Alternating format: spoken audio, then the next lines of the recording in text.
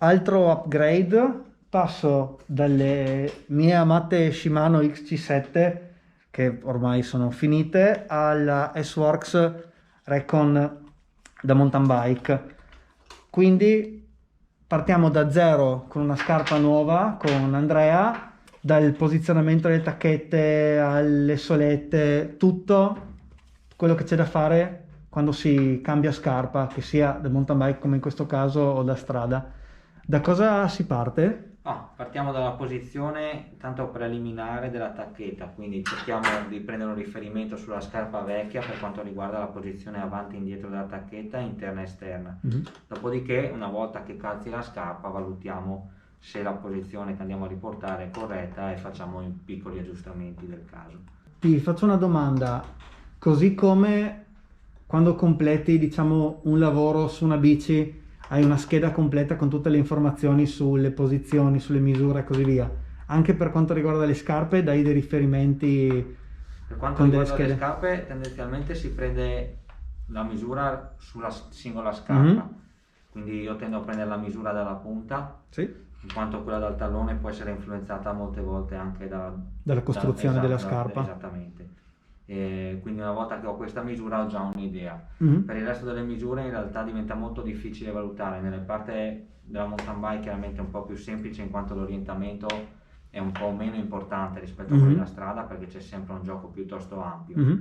Invece appunto la cosa importante è la posizione interna e esterna della tacchetta che determina una bella differenza in ambito di biomeccanica e la posizione rispetto alla punta. Ok, tacchette posizionate, inizio a pedalare, vediamo se cambia qualcosa rispetto a prima.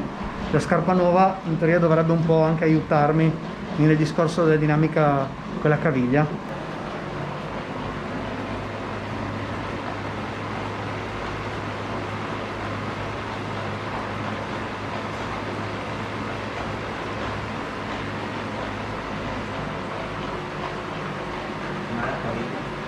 Cioè com'è dentro la scarpa?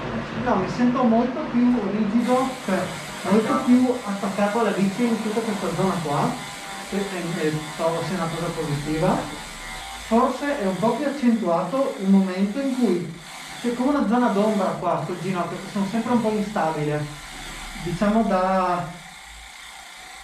dalle 12 alle 3, dalle ore 12 alle 3, c'è questa zona qua in cui mi verrebbe da spingere di più, non riesco a capire se è una questione del rapporto più agile. Ma un po' può essere. Con il nuovo setup da mountain bike ci siamo, la scarpa nuova effettivamente fa la differenza e è stato corretto aspettare di posizionare bene le tacchette con Andrea lavorando sulla bici nuova. Una domanda, nel caso una persona volesse cambiare un altro paio di scarpe, cioè acquistare un nuovo paio di scarpe, potrebbe posizionarsi le tacchette da solo con la misura come dicevi tu prima con riferimento della punta o sarebbe meglio sempre venire qua e farlo fare a te? Cosa consigli? A pari modello si potrebbe anche pensare di replicare le stesse misure, tenendo sempre presente che tante volte comunque a pari modello sul modello successivo, sulla nuova uscita, diciamo, ci sono degli accorgimenti che fanno cambiare proprio la struttura della scarpa. Sì. Quindi nel momento in cui scambia la struttura o cambiamo proprio marca di scarpa o modello di scarpa, dobbiamo per forza di cose rifare un posizionamento da capo. Ok. Possiamo prendere dei riferimenti parziali, ma poi nel posizionamento vero e proprio, se dobbiamo fare un lavoro preciso, va ripensata comunque da capo anche la posizione delle tacchette. Ok, ok. Allora diciamo che sono stato bravo ad aspettarti e fare bene il lavoro sulle scarpe nuove. Esatto, anche perché per esempio un paio di scarpe del genere ha anche un'inclinazione della suola diversa rispetto a quest'altra, quindi tante volte non ci se ne accorge, però ci sono delle piccole variabili che fanno grandi differenze poi quando si va a pedalare. Ok, non me ne sono reso conto perché effettivamente cambia parecchio. Sì. Alla fine è uno dei punti di contatto principali con la bici, al di là della sella. Tutta la tua forza la trasmetti attraverso i pedali. Esatto. Fa tanto la differenza, no? Più il piede è stabile e comodo, più tendenzialmente riusciamo a lavorare bene e a lungo. Più il piede comincia a essere instabile e eventualmente diciamo scomodo, più vengono diciamo accentuati degli atteggiamenti che fanno modificare anche la biomeccanica della pedalata stessa. Ok.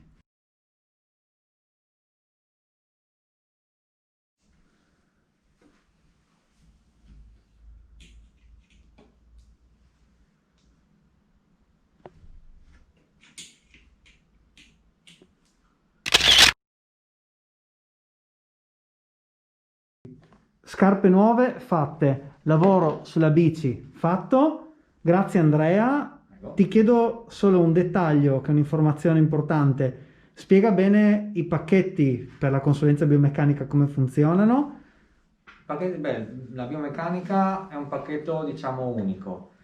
Come abbiamo visto in queste sedute, viene fatta prima l'analisi posturale, poi viene fatto il posizionamento vero e proprio in bici, dopodiché c'è un'assistenza che è annuale, quindi una volta che si fa il posizionamento, viene fatto un controllo dopo circa 8-10 uscite, dopodiché nell'anno seguente al primo posizionamento si possono venire a regolare i componenti nel momento in cui ci sia la necessità di fare una regolazione alla sella piuttosto che al manubrio per migliorare il comfort o la performance. Ok, e nella prima seduta per la mountain bike abbiamo anche fatto le solette personalizzate SIDAS, Esatto. che fanno parte di uno dei pacchetti.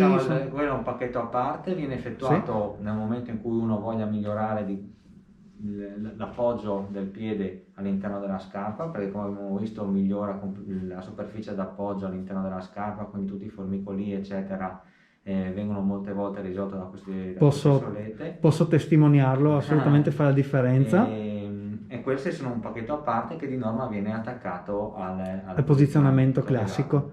Alla fine delle sedute tu fornisci via email una scheda con tutte le misure, quindi nel caso una persona volesse replicare le misure su una bici nuova come potrebbe essere questa, nel passaggio diciamo dal modello 2020 al 2021, ho le misure di base, poi ovviamente sarebbe sempre meglio venire qua, considerato che c'è una consulenza annuale a disposizione, così si affinano le cose. Nel momento in cui diciamo abbiamo la scheda, abbiamo delle misure di massima che possono essere utilizzate tante volte sulla stessa bici o per valutare nel momento in cui la posizione in bici è perfetta l'acquisto di una nuova bicicletta. Chiaramente nel momento in cui arriva una nuova bicicletta tante volte cambiano i componenti, cambia il manubrio, cambia la sella, per cui tante volte è necessario fare un aggiustamento. Ok, grazie Andrea. A voi. Alla prossima.